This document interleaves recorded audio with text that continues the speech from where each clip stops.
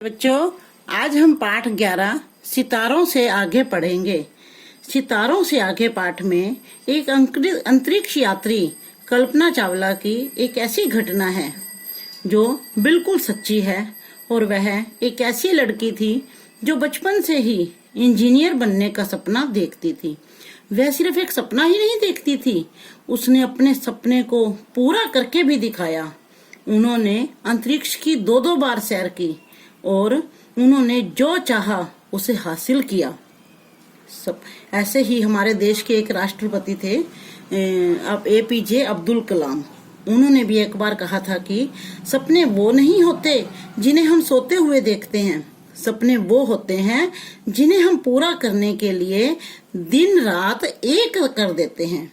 और इसी तरह से कल्पना ने भी अपना सपना पूरा कर दिखाया।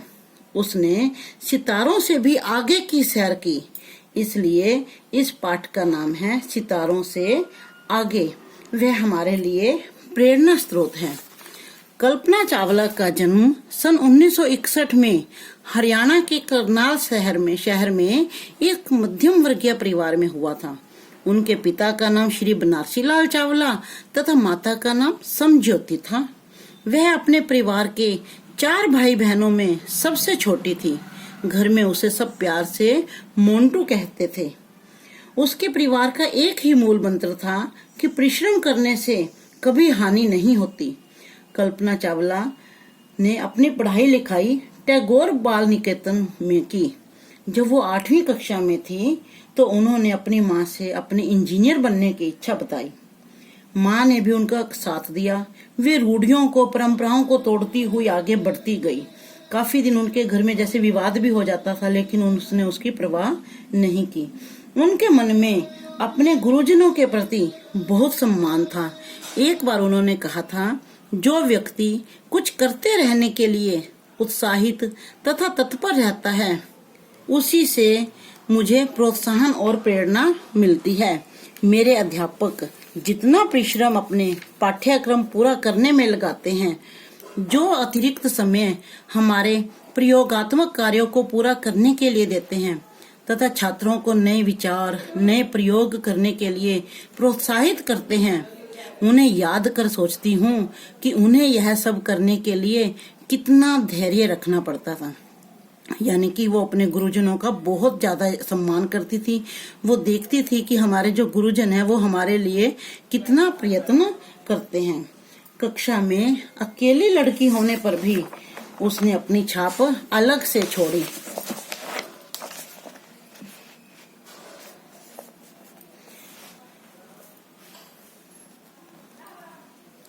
उसने इंजीनियरिंग के लिए अमेरिका जाने का मन बनाया।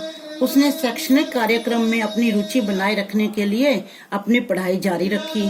27 नवंबर 2002 को टेक्सास विश्वविद्यालय में उसने एक समाचार पत्र को बताया, मुझे कक्षा में जाना और उड़ान क्षेत्र के विषय में सीखने एवं प्रश्नों के उत्तर देने में बहुत आनंद आता है।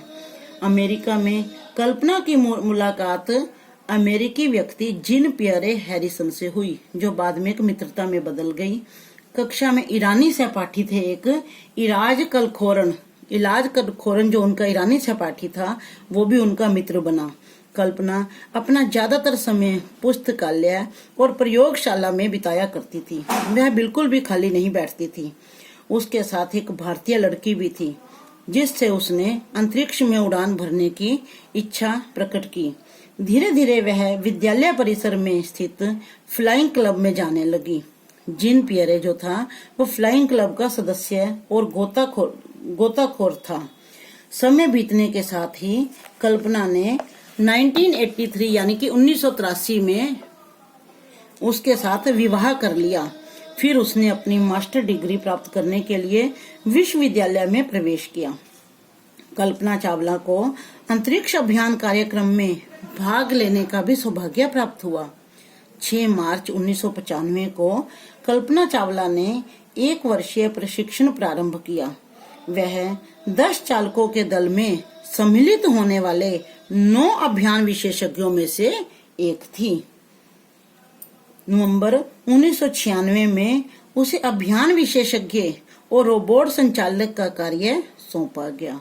कल्पना की अंतरिक्ष यात्रा का स्वप्न 19 नवंबर 1997 को STS-87 अंतरिक्ष यान से पूरा हुआ।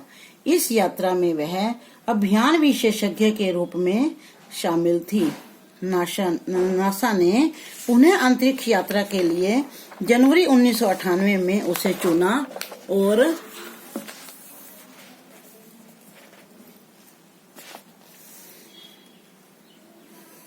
और यान के चालक दल का प्रतिनिधि बनाया और शटल स्टेशन फ्लाइट क्रू के साज सामान का उत्तरदायित्व दिया। सन 2002 में उसे STS-107 के चालक दल में शामिल किया गया। अंतरिक्ष यान का नाम कोलंबिया था। क्या नाम था अंतरिक्ष यान का? कोलंबिया, जिसका प्रक्षेपण 16 जनवरी 2003 सुनिश्चित की गई। वैज्ञानिक खोज पर केंद्रित इस अभियान के सदस्यों ने प्रतिदिन 16 घंटे से अधिक कार्य करते हुए अनेक प्रयोग किए। 1 फरवरी 2003 को वापस आते समय जब वो वापस आ रहे थे तो पृथ्वी के वायुमंडल में जब वो प्रवेश कर रहे थे तभी एक भयंकर दुर्घटना हुई। परिणाम स्वरूप यान टूटकर बिखर गया, टुकड़े टुकड़े हो गया, जिसमें कल्पना सहित 6 साथियों की मृत्यु हो गई। इससे कल्पना चावला शून्य में विलीन जरूर हुई, पर संसार में वह सदैव विद्यमान रहेगी। आने वाली कितनी पीढ़ियां उन्हें पढ़ेंगी, समझेंगी और उनसे प्रेरणा हासिल करेंगी। करनाल से अंतरिक्ष तक की कल्पना की यात्रा सदा हमारे साथ रहेगी। उन्होंने अत्यंत मध्यम वर्गीय परिवार की होते हुए भी इतना बड़ा स्वप्न देखकर उसे पूरा करने का जो अपना लक्ष्य बनाया था उसमें उन्होंने पूरी तरह से सफलता हासिल की। लेकिन काल चक्र के आगे सब मजबूर होते हैं, विवश होते हैं। अचानक अनहोनी ने उनकी आत्मा को परमात्मा में विलीन कर दिया। तो आने वाली कितनी पीढ़ियां बेटा उनके बारे में पढ़ेंगे, समझेंगे और उनके जैसा लक्ष्य हासिल करने का अपना मन बनाएंगे। तो यह पाठ आपने अच्छी तरह से पढ़ना है और जूम क्लास में भी इसे हम दोबारा से रिवाइज करेंगे। धन्यवाद।